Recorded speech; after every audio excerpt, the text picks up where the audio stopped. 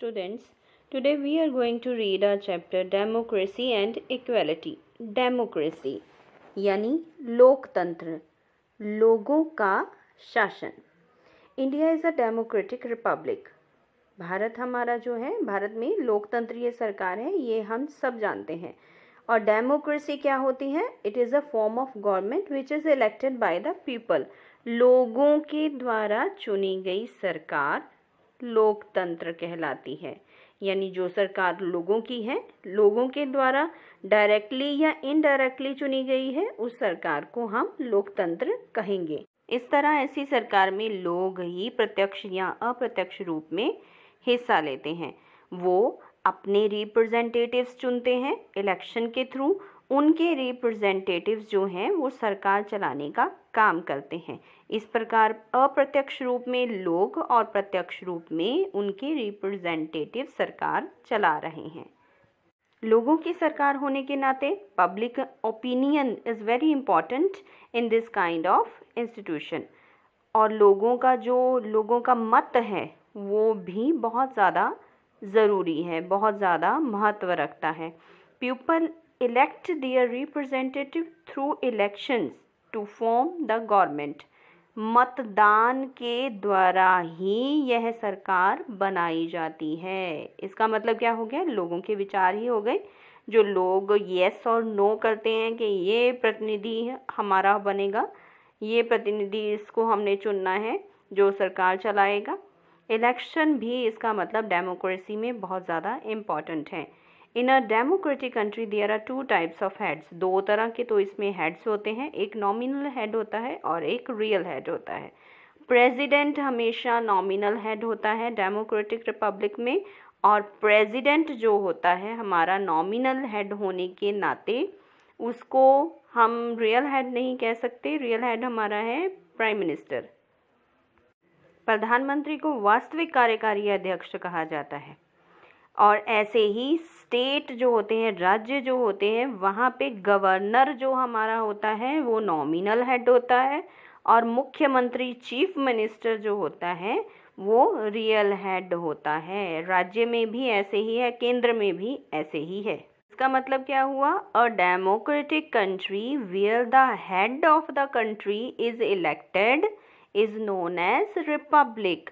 गणराज्य, republic. Republic इसको बोलते हैं जहाँ पे जो हेड होता है देश का वो लोगों के द्वारा चुना जाता है. कुछ देश ऐसे भी होते हैं जहाँ पे राजा और रानी राज्य करते हैं.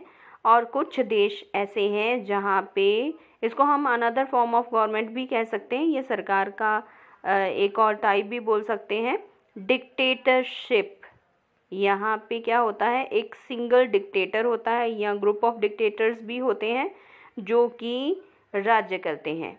यहाँ पे कोई इलेक्शन नहीं होता, कोई लोगों का शासन नहीं होता है, लोगों की इच्छा भी मायने नहीं रखती है.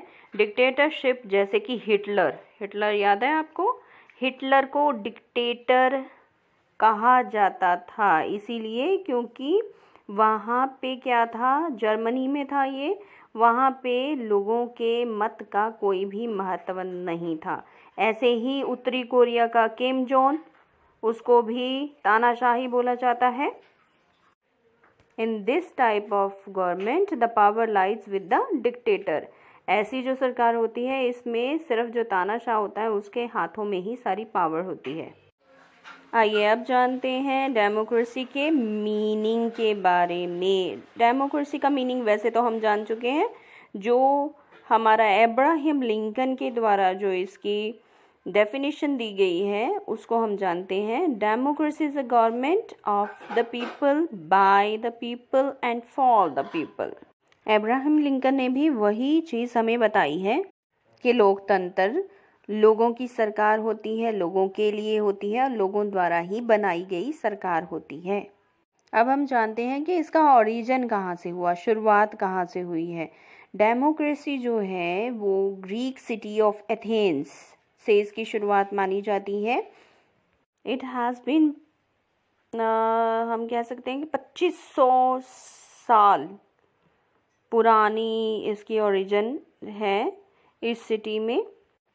एथेंस सिटी में लोग एक जगह पे इकट्ठे होते थे और वहाँ पे किसी भी किस्म का अगर कोई कानून बनाना है उसके लिए एक जनरल असेंबली की जाती थी और उसमें सिर्फ औरतों को भाग लेने का अधिकार प्राप्त नहीं था। शायद उस टाइम 2500 साल पुराना इतिहास, इसका बहुत पुराना इतिहास है। शायद उस टाइम लोगों की संख्या इतनी नहीं होती होगी कि एक जगह पे गेट टुगेदर करना बहुत ज़्यादा मुश्किल है कि एक पूरी कंट्री एक जगह पे इकट्ठी की जाए। लेकिन हम कह सकते हैं कि उस टाइम जनसंख्या कम होने की वजह से कोई ऐसी जगह रही होगी एथेंस में जहाँ पे जनरल असेंबली की जा सकती होगी और लोग इसमें हिस्सा लेते होंगे। मॉडर्न डेमोक्रेसी जो है कहीं ना कहीं उसी डेमोक्रेसी का हिस्सा मानी जा सकती है। उसी को आगे इतिहास में जो चीज़ें हैं उसको ही उसमें थोड़ा बहुत सुधार करके या उसको ही आगे लेके मनुष्य चलता है। तो वर्तमान काल में जो मॉडर्न टाइम में डेमोक्रेसी चल रही है वो उसी का ही एक रूप है। डेमोक्रेसी का बेसिक प्रिंसिपल कहा जाता है इक्वालिटी, यानी कि समानता। समानता सबसे पहले तो राइट टू इक्वालिटी, समानता का अधिकार सभी को डेमोक्रेटिक कंट्री में दिया जाता है।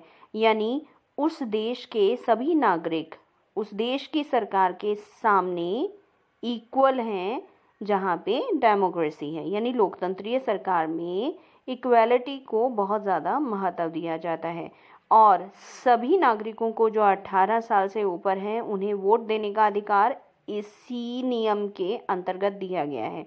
यानी बिना किसी भेदभाव के हर व्यक्ति को मतदान का प्रयोग करने का अधिकार है।